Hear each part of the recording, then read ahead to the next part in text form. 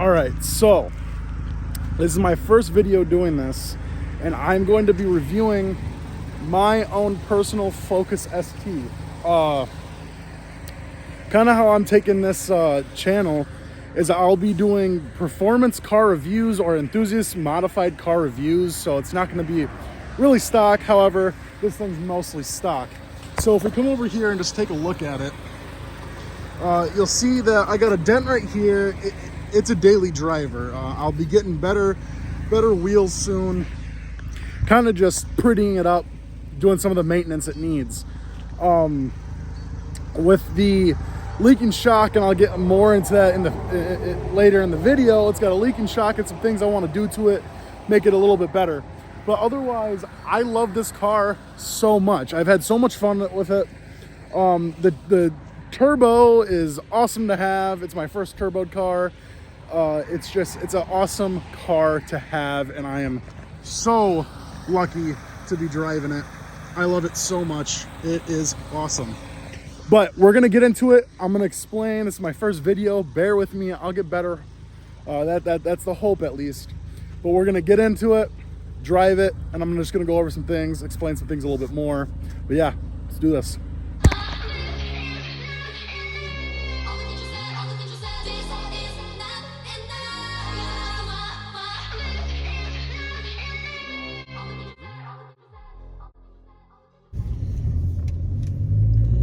All right, and we're in the ST, we're driving it. So, of course, like I said, this is my car, so I'm gonna be trying to be I've owned it for 7 months, right around there. I'm going to be as unbiased and as if this was my first time driving this car. So I kind of explained a little bit that I'm taking this channel and want to do car reviews in the way of almost an individual's review. I'm interviewing the individual and their car, and I explain it like that because it's gonna be, everyone does their own thing to their vehicles, and they're gonna be modified in different ways, look different ways. So that's how it is. Now, with this being relatively stock, I got stock wheels on it. All I have really done to this thing so far is an intake and a blow-off valve. That's really all I've done. But reviewing the actual car, now this is going to be more of a stock review, but I'll be going over some things. So driving the Focus, one, it's so practical. It does so many good things well. It rolls it up into a stow bowl and just does it perfectly, with some faults here and there, so I shouldn't say perfectly. The first thing is it drives so smooth. I have that leaking shock that kind of dampens the ride a little bit, but it's not the worst thing in the world. It's just a horrible clunky noise that I'm sure you'll hear at some point in this video. My wipers, they squeak pretty good. Right there, I guess they were silent. But yeah, so it rides super nice. It's very practical. It's a hatchback. It's a hot hatch. That's the category it's in. It's a hot hatch. So you can go to the grocery store, put things in the trunk. You can go on vacation, put things into the trunk. And then it has the reliability factor. These cars are very reliable. Again, there's a fault under that, okay? But they're very reliable. You can take a road trip. Now you're gonna have to do some prepping for that, because these cars are prone to fouling their spark plugs and throwing spark plugs. I mean, they just hate them. They hate their spark plugs. Now you get a set of NGKs or performance ones, they'll probably do better. But if you have stock plugs and you're replacing them with OEM like I am, then they're gonna foul at some point. So these cars are known to do that. These cars also sound really good. Stock, they sound really good. Of course, they have to comply with different rules and regulations, so they're not very loud, but you put an exhaust on, a blow-off valve, and an intake, it sounded pretty good. And I'm going over the line here, but it sounds pretty good. Now, one thing I love about these cars is they're fun. They're not very fast. They're quick. They're decently quick. I mean, they make 252 horsepower, 270 foot-pound of torque from the factory. A few bolt-ons and a stage 1 cop tune, you can easily hit 300. So these motors are known to be able, you know, you can throw quite a bit of power at them, and you can abuse them pretty good, and they're going to hold up. So that's why STs are just, they happen to be very popular, because they can handle a lot, and they can handle a lot of abuse, and people like to abuse them because they're affordable. Now, one thing that the car does not good at, they're not good at, they're practical, but to an extent. The rear seat room is very bad. I'm using it as storage at this point, just because, one, I don't have a lot of people getting into my car, but two, even if I did, I'm not packing this full of people. I mean, I'm a 6'1" human being, so my seat's got to be back pretty far. Now, if I reach back there, let's see if I can. There's about that much leg room. And this is where I have to be to comfortably work the clutch, to comfortably work the brake, the gas, to do everything comfortably. And if it was an automatic, you could probably get away with moving it up a little bit further, but I'm in a manual. So you have to have, you know, your seat it's got to be where it's at. But this car is big guy certified. I'm a bigger guy. It's certified. I fit in it nicely. I have room. When I first got the car, I had friends and family telling me, "You fit in that thing?" Like, I do. It's the ST2 version, so what you get is you get half leather, half cloth seats. You do not get the heated steering wheel or the heated seats or the ambient lighting like you do in the ST3. And I think it's partially because half leather, you sit in it long enough, the seat kind of conforms to you, so you have a good thing there. But let's get to the things that are wrong with the car. I'll go more in depth. The leaking shock.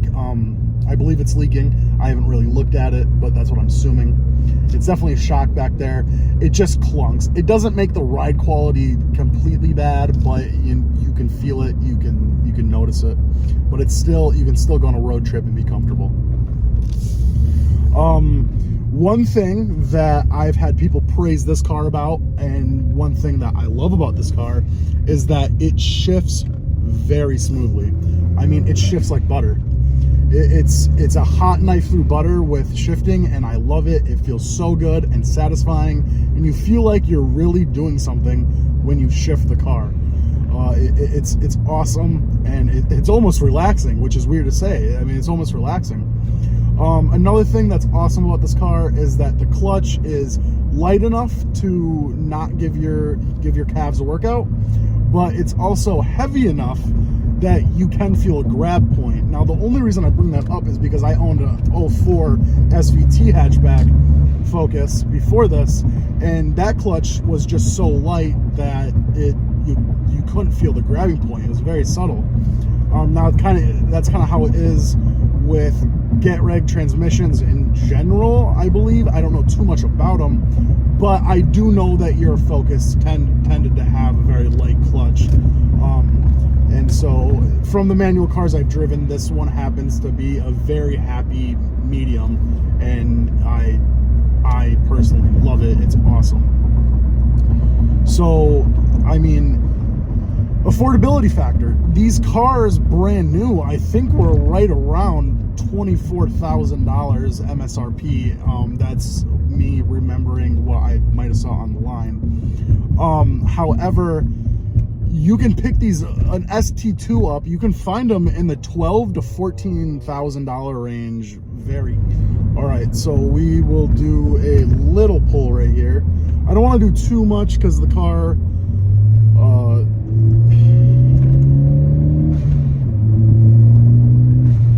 so I didn't go full throttle. I'm in the middle of the city, and I probably won't full throttle this thing out just because I can't have a genuine reaction to it. Just because I'm washed to the car, you know what I mean? I drive it every day. I get on the throttle every day.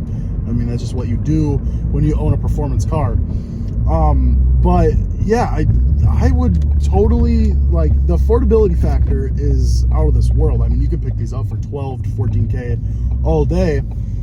You can find ST3s.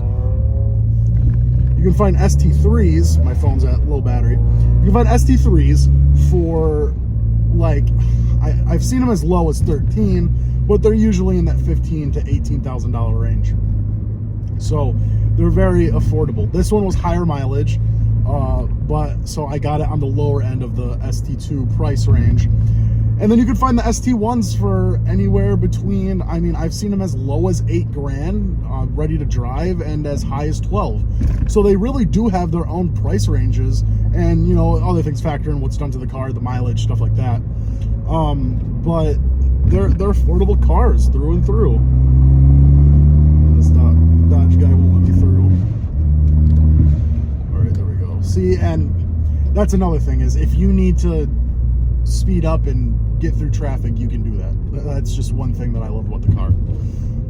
So yeah, I mean, I would buy this car. If you're looking to buy one, even looking at it, is the car right for you? Go look at it, go test drive it, and you tell me what you think of it. I think that you will see that this is a driver's car with practicality thrown into the mix, and with an affordable price tag. They're not cheap. I mean, a cheap car in my book would be $3,000 to $6,000, but we're talking about enthusiasts. I mean, this is an enthusiast channel with people who don't have access to, you know, a car off the showroom floor. So a cheap car is $3,000 to $6,000 for me, and so I see this as a nice, affordable car.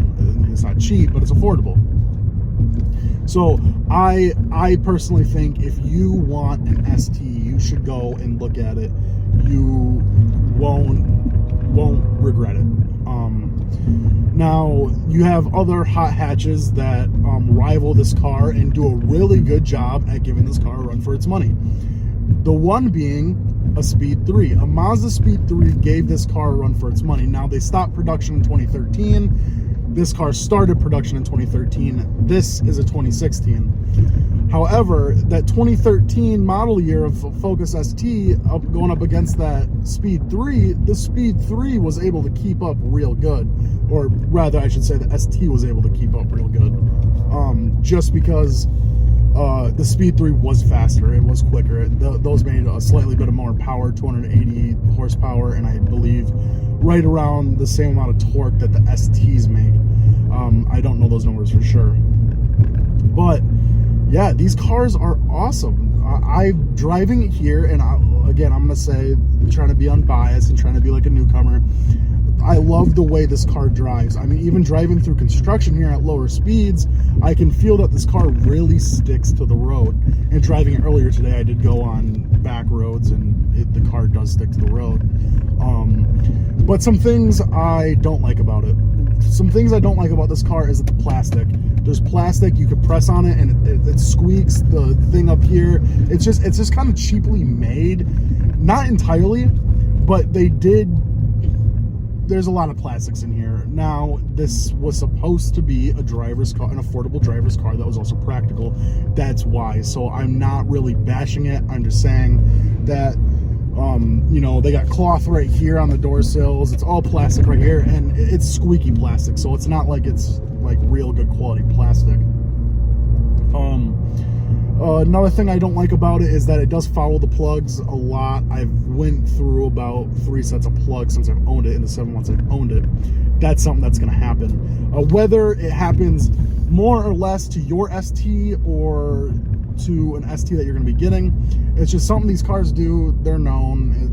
It's whatever. Some things that I really enjoy about the car interior wise, it's got dual climate. Dual climate control is awesome, especially if you have a special lady in your life who just gets way too cold way too easily, or maybe your friend is a little bit warmer and swapped around. But up here you have great room, fantastic leg room, and we got a diesel right there making all sorts of noises. But yeah, I would totally get this car if I were you. Check it out, you will not miss it. But anyways, I'm gonna be wrapping up the video for right there. Thank you for just tuning in if you got to this point. This is my first video of reviewing cars. I'm hoping to review a car that's not mine here soon, but we'll have to get to that. Anyways, thank you, like and subscribe.